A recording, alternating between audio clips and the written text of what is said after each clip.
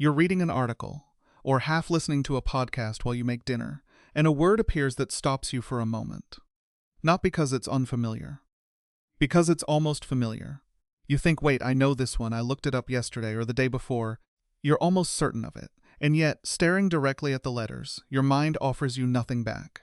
No definition, no sense of meaning, just the strange, hollow feeling of a word you've clearly met before, standing in front of you like a stranger. So you reach for your phone, open the dictionary app for what feels like the third time this week, and tell yourself, with real determination, okay, this time it's sticking, I am not forgetting this one again. And then, 3 or 4 days later, without fail, the exact same word betrays you all over again. It starts to feel less like ordinary forgetfulness, and more like a slow, persistent leak somewhere in your mind. Specific words quietly slipping out through a crack you can't quite locate or seal. And from there, it's a short, painful step to a much darker thought. Maybe my memory is simply bad. Maybe I started learning this language too late in life.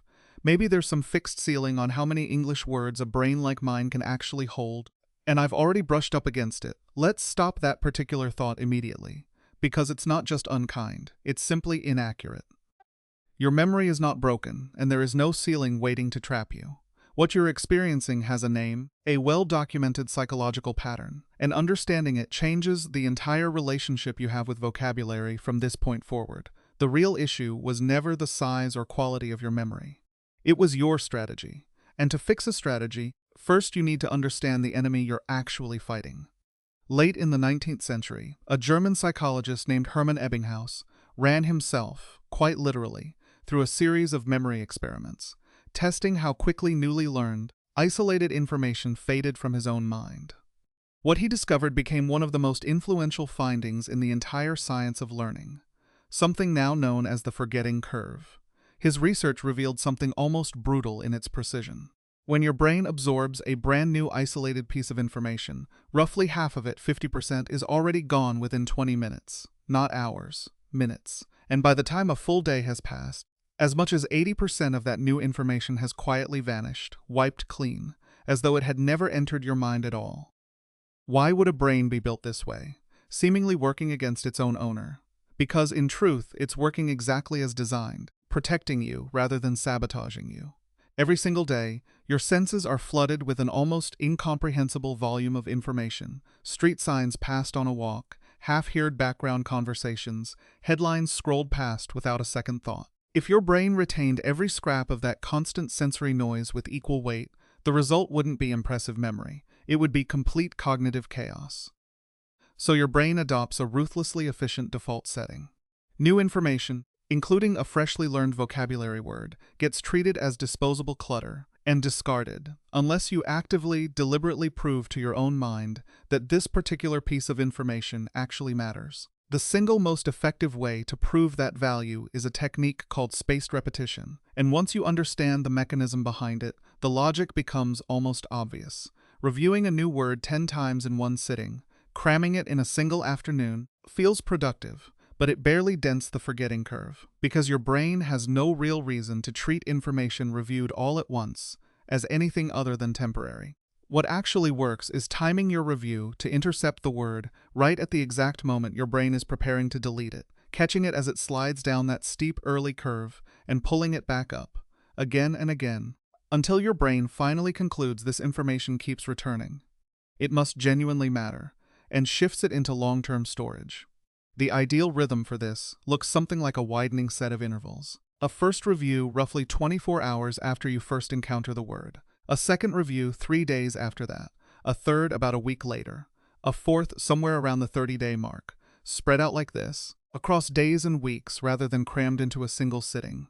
A word gradually transforms from a fragile, temporary note into something closer to permanent, structural memory. The kind that doesn't slip away the moment you stop actively thinking about it. Understanding this math is useful, but on its own, it's not quite practical. You cannot realistically track every single word you encounter against a personal review calendar, checking dates, managing dozens of separate timelines. You need a filter, a way of directing this technique specifically toward the words that actually need it, rather than the hundreds of words that stick naturally after 1 or 2 exposures without any special effort at all. This is where a specific deliberately narrow list becomes useful, something you might think of as a repeat offender list. Think of your memory for a moment, like a kind of security system. Most new words you encounter get processed, filed, and retained without much resistance. But a small handful behave differently. They slip free of your mental grip again and again, showing up, vanishing, showing up again, refusing to settle into place the way ordinary vocabulary does. These aren't words that need more of the same treatment. They need a different kind of attention entirely. Open a fresh page somewhere, a notebook, a note on your phone, and set a simple rule for what actually earns a place on this list. The first time you look up a word, let it pass without concern. That's completely normal. The second time, take a quiet mental note, a small flag. But the exact moment you catch yourself reaching for the dictionary on that same word a third time, it has officially earned its place. It goes onto the list permanently until it's proven otherwise. When you write it down, resist the urge to copy the entire dictionary entry, with its 5 overlapping academic definitions and dense, technical phrasing. That kind of wall of text only adds friction, another layer your brain has to fight through rather than absorb. Instead, next to the word, write no more than 2 or 3 words, either in your native language or the simplest possible English synonym, capturing only the essential core of the meaning, nothing more.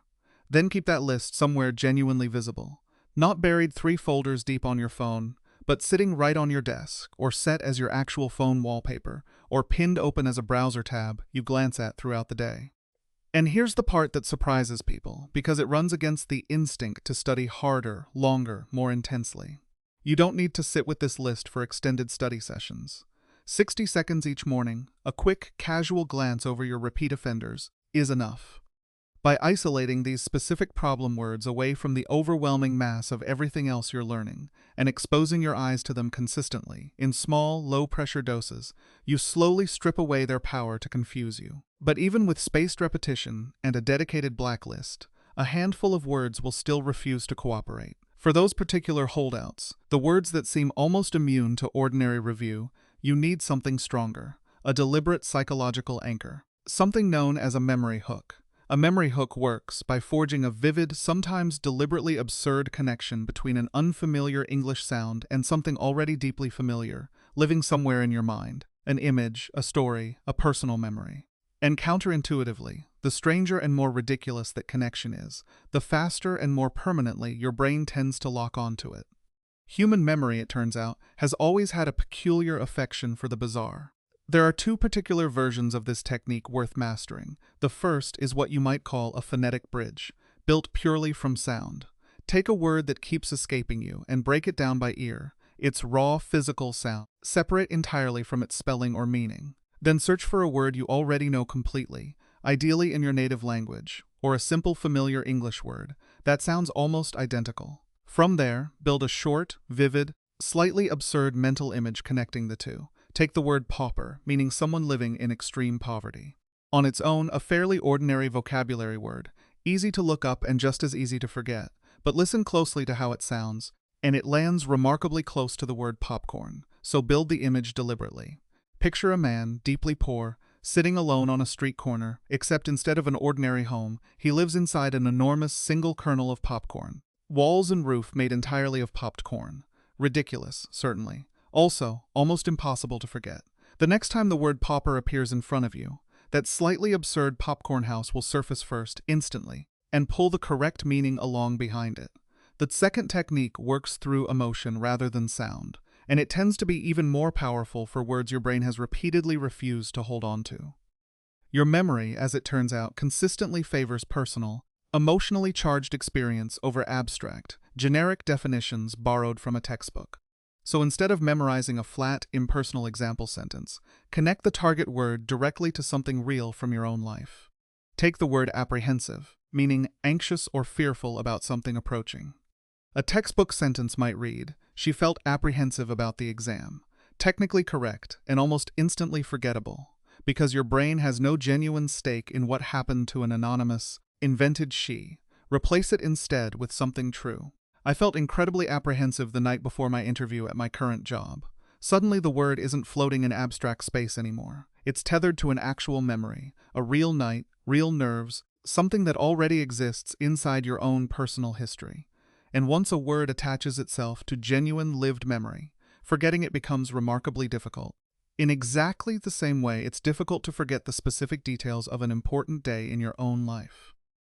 None of this means forgetting a word is some kind of personal failure, or evidence that language learning has some hidden ceiling for you specifically. It simply means your brain, doing precisely what it evolved to do, filtered that word out as unnecessary clutter, the same way it filters out nearly everything else that crosses your senses in a given day. The forgetting curve isn't your enemy, it's just the terrain. Once you understand its actual shape, spaced repetition, a focused repeat offender list, and a handful of vivid personal memory hooks give you everything you need to work with that terrain instead of constantly fighting against it. So here's a small, immediate place to start. Think of one specific word right now, one that you've looked up more than once recently, one that still slips away from you more often than it should. Say it out loud and really listen to how it sounds. Then either find the closest, strangest sound-alike image you can build around it, or reach into your own memory for a real specific moment where that exact feeling or idea actually happened to you. Write it down, that one hook, however strange or personal it turns out to be. Because that single word, once it's finally anchored properly, stops being one more entry on a growing list of things you keep forgetting. It becomes quietly and permanently something that's simply yours.